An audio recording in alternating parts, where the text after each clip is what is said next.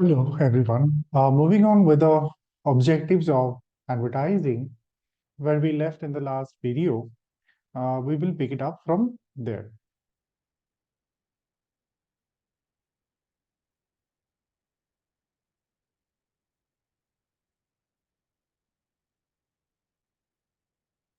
So in the first question, we were left out with a couple of points where it actually helps in increasing the demand of the of the product. So what happens is if you learn the art of persuasion, and if an advertisement is successful in persuading more number of consumers for a particular product or service, then obviously the sale or the revenue generation would increase, the sale of the product would increase, the number of product that is being sold in the market previously that would definitely increase. So persuasion through advertisement also helps in increasing the number of sales of the product or service in the market. Okay. The next one is result in repeating purchase and word of mouth communication, which in turns increase the sales. Now, what is word of mouth communication here, and how it actually helps in repeat purchase? So, word of mouth communication is, for example, sometimes there are people who like the service and product so much, or the idea so much for a particular brand, they tend to promote that product or service among his or her peers or friends or family or somebody, a colleague or somebody he or she knows. So what happens is through word of mouth communication, the sale also happens. For example, if you like a shade of lipstick or if you like a flavor of drink so much, the next time when this situation arises where you have to recommend a shade of lipstick or a flavor of drink, then you definitely recommend your friends and family or colleagues that you should try that shade of lipstick, or you should try that flavor of drink. So this is word of communication. That through communication, promotion, and wherever we are actually talking from the advertising and promotion perspective, through word of communication, the promotion happens between one person to another person, which would lead to increase in the sales. Now, quickly, we will move on to the next objective of advertisement, that stimulate demands. So, one of the prime objectives, logically, for any advertisement would be to stimulate demands. Why? Because more demands means more requirement for the product, and more the products are sold in the market, more revenues would be generated for the organization or for that particular brand, which is one of the prime most um, objective of any brand or any organization, to increase the revenue or increase the number of sales, increase the number of the number of units that are being sold in the market. The advertisement actually helps in to stimulate that demand. It can create that particular demand in the market through some discounts, some offers, creating excellent advertisement where the advertisement is very emotionally intriguing. They are very attractive, interesting. At the same time, they are also very informative, and people haven't seen this kind of concept or this kind of advertisement previously. So this would definitely increase the demand or stimulate the demand of the product in the market. First point, rather, we like to go for sales lower than usual aims to get back the old consumer and encourage new ones. So advertisement not only encourage the repeat purchase for the existing customers or the people who are actually once been the customer of the brand and now they have deviated to another brand because of some preference, because of their choices, because of their decisions. Advertisement, a piece of advertisement try to reach out to these people. So, and at the same time, it targets a new consumer. How? For example, you have 100 consumers. For example, you have a brand A and you have 100 consumers. Within that 100 consumers, you have 20 consumers. You can see this month that they have deviated to another brand. We were all once been your customers. So now you have 100 customers. I mean, you are left with 80 customers. So through advertisement, you not only try to stimulate a demand, you not only try to persuade the old customers who were all once been with you, so that they can return back to this brand and procure from your brand. You will not leave out these 80 customers who are still loyal to you, who are still staying with your company and who are still consuming your product. But at the same time, there is no harm in, obviously you will have to go and reach out the new line of customers. So there is no harm in reaching out to the new customers. Rather, it is encouraged. So what happens is at the end of a successful campaign, you might say that th- among those 20 customers who have been fled from the company, who have been chosen a competitor's brand, they have come back. I mean, maybe 50% of them, or 10 of them, 10 out of 20 came back. There are 80% who were already been with you. They are intact. So you have 90, 80 plus 10, 90, and you have acquired another 50 new customers. So it is now 140 customers instead of 100 customers. So that means you have a increased demand in the market, more demand for your product or service in the market. So what happens is you are procuring more materials, more raw materials, investing more amount of production cost in production cost, and then you are preparing or finishing off a lot of new products. Instead of 100, you are now making 140 units, and you are selling those units in the market. So you are earning more revenues. So the purpose of the advertisement is when served to increase the demand or stimulate the demand in the market. The next one, the dormant demand is brought to an active level and increase sales. Many of the time, what is dormant demand? That uh, for a certain kind of product, the demand is already there in the market, but it is not openly displayed. It is dormanted because people are still in a fix. People are still trying to set their minds whether they will consume that product, whether they will buy the product or not. So in that case, what happens is this demand is called dormant demand. In layman's language, there are definitions, there are proper definitions in the books. You will find it. So advertisement helps in activating this dormant demand from the market, which will lead to increase in sales. So, for example, you have a demand of 100 unit in the market, and you have another 50. You have analyzed and you have found out there are 50 more opportunities or dormant demand which are lying in the market. So if you can activate at least 30 of them, then your sale will increase from 100 to 130. Right. Next one is consumers buy more of the firm's product. So advertisement, one of the dormant motives or advertisements are to increase the sales not only in the volume but also uh, forcing, or rather encouraging. I would not use that harsh word forcing. I would rather use the word encouraging. They would encourage consumers for repeat purchase and shorten the span of usage. For example, if you are using a shirt for, if you plan to use a shirt and wear a shirt for 2 years, the advertisement would actually encourage to use it for 1 year. Or, for example, use multiple shirts for multiple occasions, which would actually resemble your mood, and then where you had to invest money for two shirts, where you can run with the two shirts, or you can keep on wearing these two shirts for at least 6 months or 1 year, then it is actually provoking you to buy five shirts and wear it for 5 different days, and also use it for 6 months instead of 1 year, or instead of 2 years or 1.5 years. So this manipulation happens through advertisement, because if you do not consume more, then the economy will not grow. Then the firms will never incur more, revenues. They will not increase um, the production, which all are actually linked with one another. Next one, consumers buy. This point is done. Consumer buy more of the firm's product. This point is well explained. Next, we will go for the examples during the festive seasons like the Sera, Tihar, and winter sales.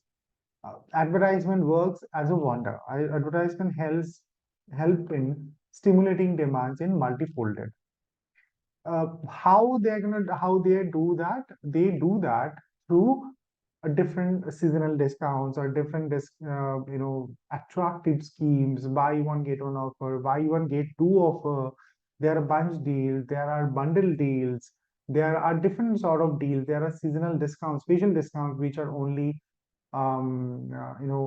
they say that last only for a couple of days or for a week or for 2 or 3 days, so that it is actually intriguing people that go and buy that product within these 3 days. Probably that person has actually had a mind to buy that product after 6 months or after 2 months or maybe in the next month. But since he is getting more discount this month, he or she is going to buy it this month. The catch is the next month there'll be another higher. The next month there'll be another sort of discount. So this chain of provocation, it continues. And advertisers, they use this chain of uh, persuasion often, very, very often, to force their product in the market. Now we will go for the next one, differentiate products. Advertisement largely helps in differentiating products from one variety to another variety. As if you remember, we have already seen an example where there are similar kind of products with similar kind of benefits and features and characteristics. They are also offering the product in the similar price or same range of prices. So how do you expect a consumer will differentiate between two different products? It's very, very different, and it's very, very difficult for a consumer to decide upon which brand to go for.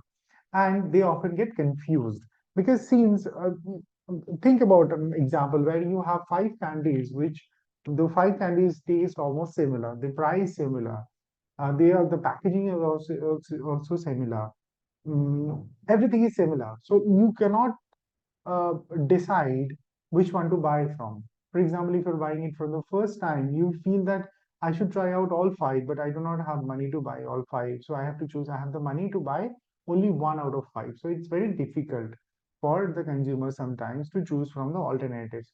So advertisement makes it easier for the consumer. This is from the advertiser side, but consumer side, this is helpful. But from the advertiser side, they are always trying to beat the competitors. They are always trying to showcase that they are the best. They are providing more in terms of quality, less, for example, in terms of price, more benefits. Uh, in a nutshell, we can say that they are providing competitive advantage compared to their brands. I mean, compared to other brands or who are also selling the similar kind of products in the market. So advertisement helps in differentiate. For example, it can say, see, the price range is same, but we are providing 25% extra or 20% extra in the quantity.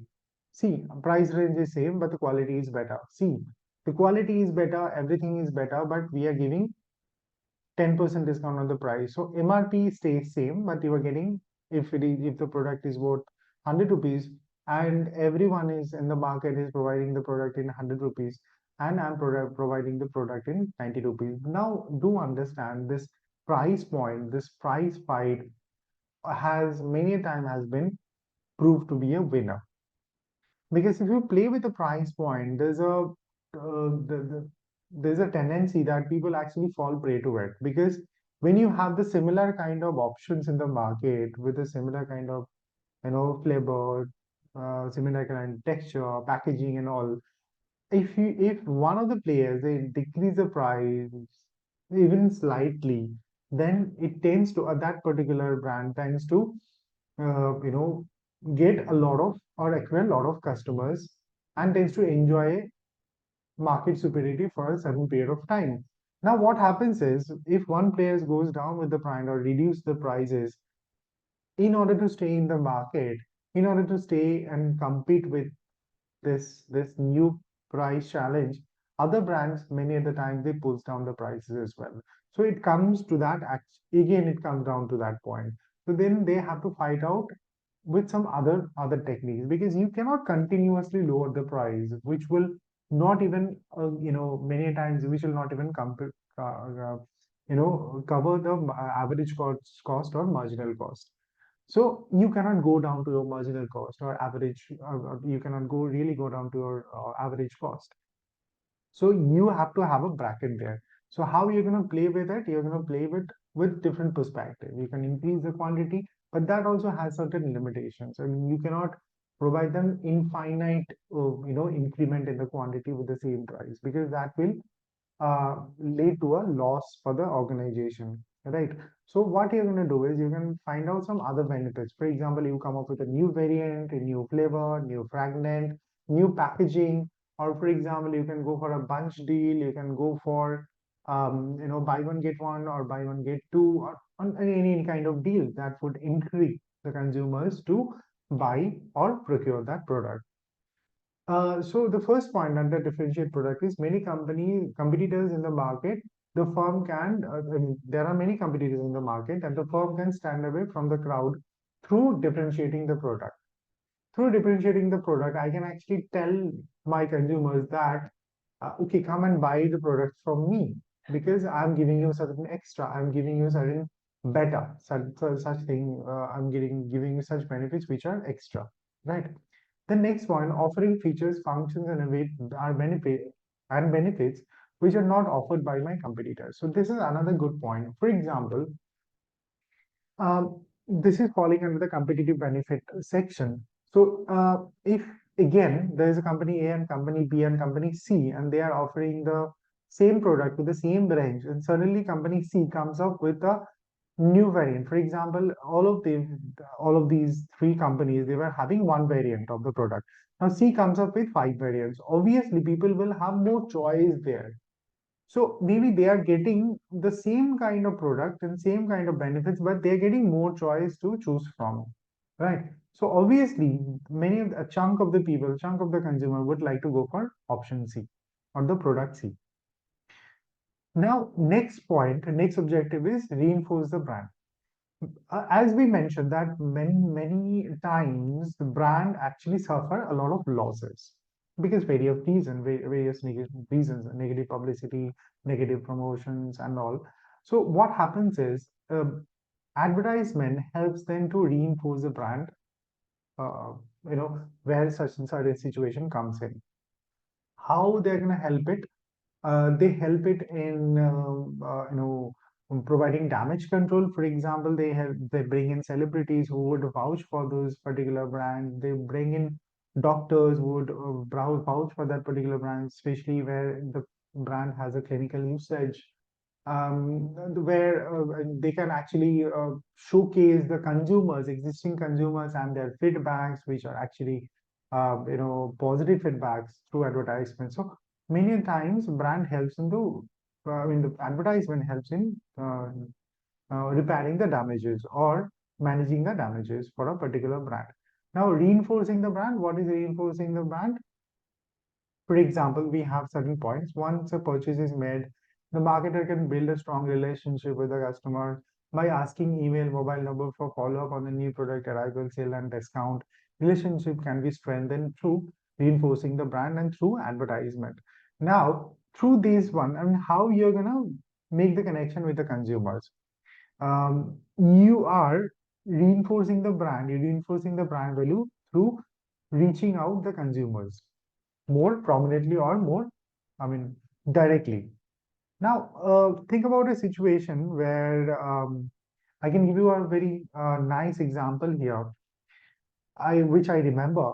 I remember at the backside of Maggie noodles packet, there was the story of the people who with their Maggie. So I still remember reading a one story from one woman. She said when she was a kid, she did not have much. Because she did not have much access to Maggie because it was not available in the local market in that scale. I mean, in that scale. So she had to wait for her bua to come down once or twice in a year with the Maggie packets or noodles packets, where she could actually enjoy Maggie. And she used to wait for entire year for those days so that her bua would come or aunt would come and come down with the Maggie packet. So that was a different kind of excitement she felt. And this small story with the picture of that person were engraved on the backside of the Maggie packet. There's another story I remember.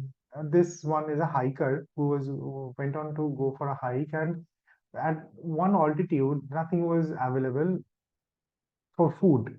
So suddenly there was a small hut, there was a small shop on the side of the uh, mountain, um, and they were selling hot Maggi noodles. So those were delicious for them, where they were not having any hot foods. So it's very cold out there, and they're being served with a hot Maggi noodles. So they share that experience with a picture of that person. So these small little initiatives actually helps the brand to connect with their consumers, to forge a better and stronger relationship with the customer or with their customer. Next point is to increase the use of the product. Now, what is the increase of the use of the product? We have mentioned it many other times. So, one of the most prominent objective of any advertisement would, again I'm repeating, is to increase the sales through what? Through increase the use of product, through repeat purchase, so through shorten the usage uh, period, so that to increase the quantity of purchase. For example, I'll give you one example. We have seen many of the detergent brand, they are advertising their products and they are showing that you pour 1 cup of detergent or 2 cups of detergent and you add water to it and then you wash your clothes. But if you ask somebody who has been using detergents, or if you ask your household maid, or if you're asking the person who has been washing clothes, maybe 2 cups of detergents are not required. Maybe 1 cup is required, but they are continuously showing 2 cups of using 2 cups of detergent for one bucket of water, and the clothes, the pile of clothes, to probably increase your consumption. Where 1 cup was enough, now they are instructing you to go for 2 cups. Now, where by using 1 cup every day, 1 cup of detergent, you could actually use 1 kg of detergent, for example, for 1 month. Now it's been exhausted within 15 days. So you have to procure another kg in the middle of the month. So I hope I'm being clear that how advertisement is also trying to um, regulate our behavior and attitude as well. They are also trying to shape our behavior of related to usage of the product. So this is also very important. So what are the points we have? Encourage the buyers to use more and more, as we actually discuss about the example, that they actually are urging people to use products more and more. Where, for example, your one biscuit or one piece of bread is enough to quench your hunger, you are using or you are consuming more bread so that you can actually procure more. Then the Indian Eggs Coordination Committee has developed the slogan Sunday Hoya Monday, have an egg every day.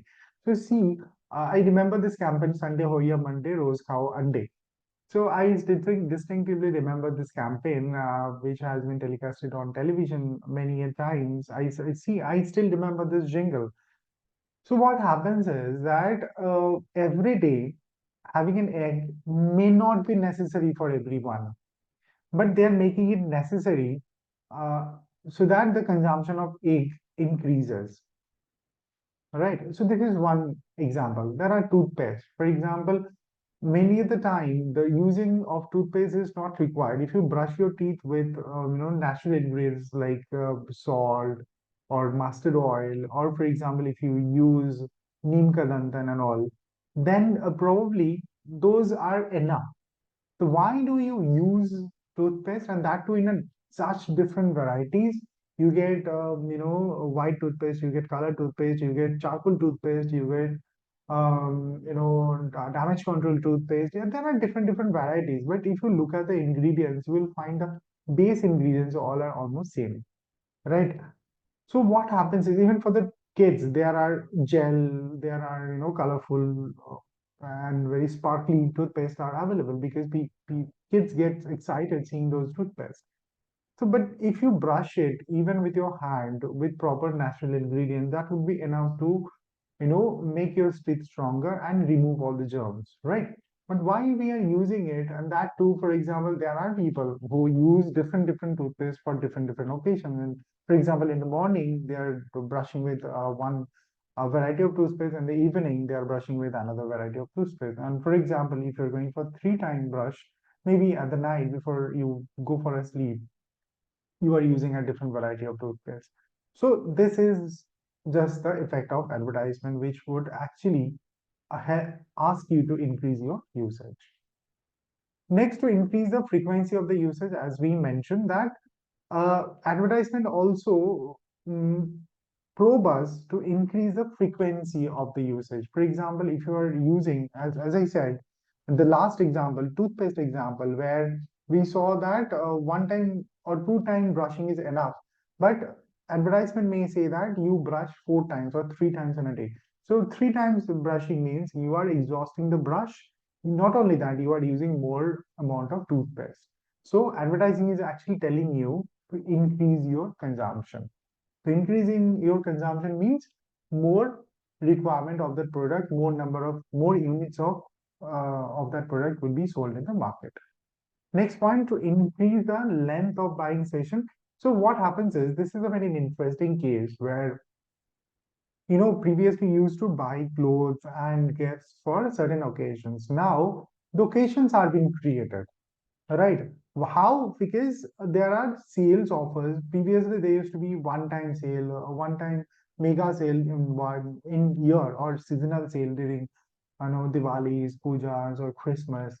Now, what is happening is that they are finding out occasions, and they are posting their sales and discounts aligned to that occasion. For example, you will find almost every month there is some occasions and they are actually giving out sales. There are, big discounts, Black Friday discounts, and there are big billion discounts. There are mega discounts, mega sales. These have been a phenomena throughout the year. So this does not come once or twice. So slowly and gradually, they are increasing the frequencies of this advertisement and frequencies of these promotions, so that where people used to buy 1 time or 2 times dresses, now they are buying multiple times. They're buying dresses and clothes multiple times in a year, right? And sometimes what happens is, for example, during a festive season, used to buy before the festive for 1 week. Now they are prolonging this period. So they have started giving discounts and offers 1 year prior. So what is happening, where people actually went on spending their money for 1 week or 5 days, when they're getting actually 1 month or 1.5 month to market or to shop, they end up paying more. They end up consume more, and then end up allocating more budget for their buying.